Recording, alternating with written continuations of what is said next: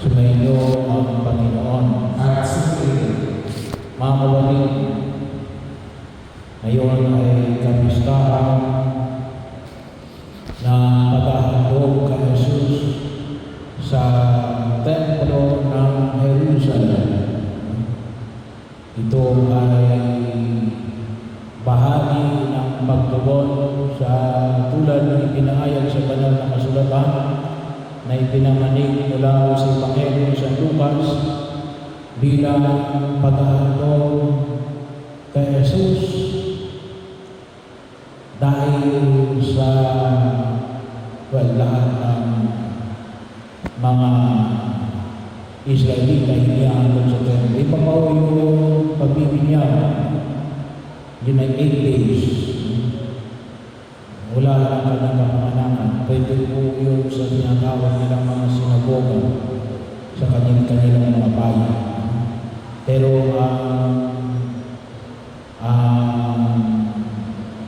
paghahandog sa templo ay isa na yung templo nila sa Jerusalem na. Hindi ko binanggit dito kung sila ay galing Bethlehem o galing Nazareth. Pero maliwanag mo na pagkatapos ito, sila ay bumalik sa Nazareth, Galilea. So bahagi yun na kung saan ay nakita ko natin yung tinatawag natin pag-aalala o pag-ahandog. At ito yung nais natin pag-nililayan ngayon sa araw na ito. Ito po ay isa sa mga sentro ng ating pananampalataya. At ang pagliligtas ng Diyos ay nakasalalay o higit sa lahat sa paghahandog na Jesus. Bahagi yun, kaya po ay kahit na sa lulang di ba, kakibat na yung paghahandog sa rito ng mga Hudyo. Pero wag natin kalimutan na may medyo na paghahandog na Jesus para sa kaligtasan natin na magtatapos doon sa bundok ng Kalbaryo sa paghahandog ng kanyang sarili sa kahoy na krus.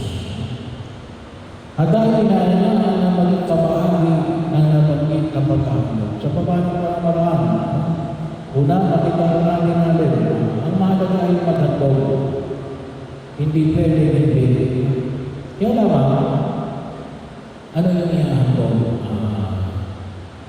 Nakita natin kay Jesus natin, ang inihandog ni Maria at Jose ay mag-asawang bato-bato o dalawang inakay ng harapan.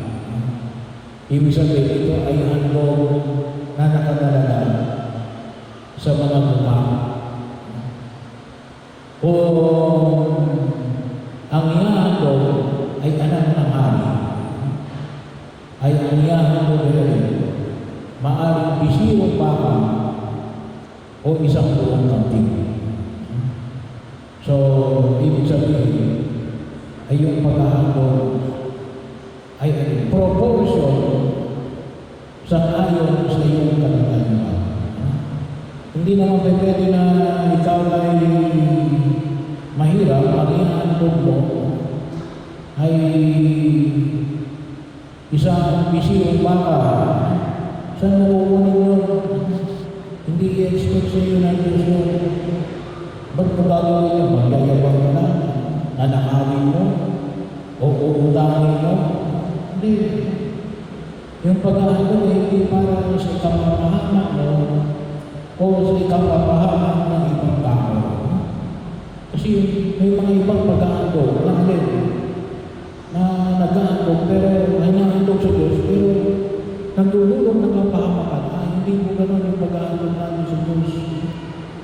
Bahagi mo yun na huwag natin kalimutan. Kung titignan po natin ang banal na kasulatan, bagamat po sa ating mga Katoliko, wala tayo bahagi hindi kinakailangan ganito yung inahandog natin. Bagamat ang banal na kasulatan ay nagtatalaga natin, ika-10 bahagi, 10%. So, ibig sabihin, kapag may 1,000 ka, 100, yung 10%. Yun po ay gabay natin. Pero, bahagi ano yung kinakailangan makita natin? Na ito ay kusang pagbibigay ng sarili. Kahit na yun ay tinalagang batas ng mga Hudyo, pwede kayong sumuway yun. Kaya kung malutusin, yung pagsunod ay isa na akong pag-aakon. Any act of obedience is an act of confidence. Gawin din natin yun na isang handog sa Diyos. Hindi lang sapagkat tayo ay sumusunod. At yun ay bahagi ng buhay na pinakita ng mahal na Birhen Maria at ni San Jose, na naging bahagi rin mo ng pagkilala natin bilang sentro ng aming pananampalataya. Kaya yun po naman yung makita natin.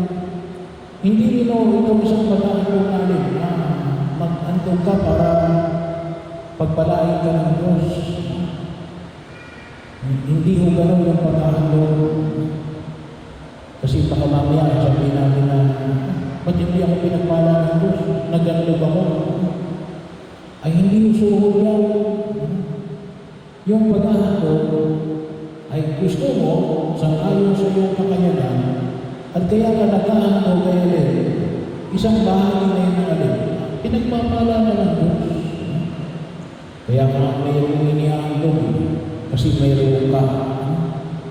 Kaya yung mismong pag-ahandog ay isang pagpapala ng Diyos.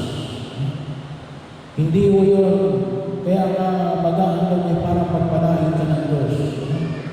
Alisin natin yung kaisipan na yun. Kasi kung minsan hindi mo ginagamit ng mga nangungurako, yung mga kung tawagin na corrupt practices na kinakailangan suhulan para pagbigyan. Hindi ho. Yung paghahandog natin ay isang paghahandog ng pagpapasalamat dahil ipinagkalooban tayo ng Diyos. Para dito lang, para kay Jose at kay Maria rin, at naging bahagi ng kanilangan ng Israelita natin.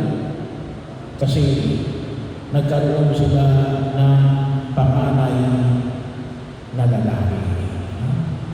So, bahalaga po, at hindi lamang mo sa mga Hudyo, maraming kultura na nagpapahalaga sa panganay na lalaki. Kaya bahagi yun ang pagkilos sa kung saan ang nakitanan. Hinihandog po yung babae. Kaya naman, may special lamang na ipinapahayag yung kanilang pag-ahandog kapag panganay na lalaki. Pero yun ang kanilang kanilang bakit? Kasi pinagpala kami ng Diyos. Pinahalagaan namin yung pagpapala ng Diyos, kaya kami ay nag-ahandog. Kaya ngayong pag-ahandog ay pagbabalik ng biyaya na ipinagkaloob ng Diyos sa atin. Kaya nga sa luma, yung tinatawag namin ikapo, or 10%, ay pagkilala natin, kaya may binabalik yun, kasi galing sa Diyos yung bahagi lamang ng galing sa Diyos na natatanggap. At panuli, makita ko natin natin, yung handog na ito, ng paghahandog na ito, o pag-aalay na ito, ay ating pakikiisa lamang sa paghahandog ni Jesus, na nagdulot ng kaligtasan sa sangabaon. Pagkalagahandog, pagkapasalamat sa biyaya ng Diyos. Kaya ako'y naghahandog. To go further, sabi nga natin, pagkalagahandog, kasi nais ko ito ay maging kabahagi ng pakikiisa sa paghahandog ng Diyos para sa kaligtasan ng sangkatauhan. Kasi may ibang pwedeng maghandog sa Diyos na ihandog nilang kanilang sarili para pasabugin yung kanilang kapwa. Hindi yung gano'n yung ating paghahandog.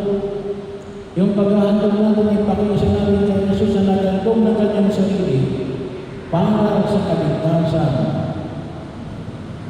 ng ating kapwa, ng sandaigdigan, ng lipunang kinagagalawan namin, ng buong sangkatauhan. At yun pakikibahagi natin kay Jesus. Bakit?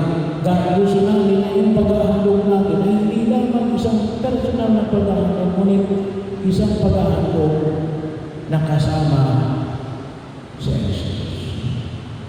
Kaya nga sa araw din ito, sabi nga natin, ito rin yung pyesa ng mahal na biro ng Kandilala.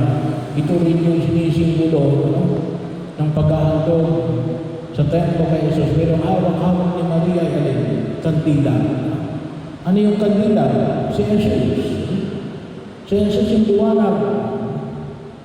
At ang tunay na liwanag ay makikita natin sa pakikiisa natin sa paghahandog ng Diyos. Kaya ano na pwede natin gawin ang lahat ng ating pagkilos bilang isang gawain ng pag-aaral. An act of offering. Sa baba ng pamalan, pag-ising mo sa umaga, mag-usal kayo. Magpasalamat tayo dahil binumay pa sa araw na ito. Bago tayo matulog mamaya, mag-usal tayo. Magpasalamat tayo at binigyan tayo ng isang araw sa daigdig na ito. Pag tayo ay kumain, mag-usal tayo bago kumain at pagkatapos kumain. Magpasalamat tayo at mayroon tayong pinagsasaluhan sa araw na ito. So hindi lamang isang pagkilos, kundi isang pagkilos natin, inihahandog natin sa Diyos. Kaya nga mismo yung ating mga panalangin, yung ating pagdiriwang ng banal na misa, hindi lamang yung ibahagi tayo ng overflowing, ngunit nagkakaroon tayo ng intensyon, pinapanalangin natin yung mga kapatid natin, pagpapasalamat, pagpapiyayang tinanggap natin, yung mga intensyon, personal na intensyon, o kung ano makuli ng intensyon na harapin natin sa pagkilos na ito, o yung mga kapatid natin na mga yumauna. Kasi nakasama natin yung sa panalangin. Well, lahat ng pagkilos natin ay isang pagkilos na pwede natin i-alay sa Diyos. Pero hindi pa rin sabihin na parang lahat naman ay inihandog ko, generally. Pero sana maging aware tayo sa mismong pagkakataon. Kaya bago natin gawin ang mga bagay na natin ginagawa araw-araw, tumigil tayo sumandali at mag-usal ng isang maikling panalangin na ito ay inihahandog natin sa harapan ng Diyos. At nawa itong paghahandog na ito ay maging kabahagi ng pagliligtas ng Diyos sa sangkatauhan.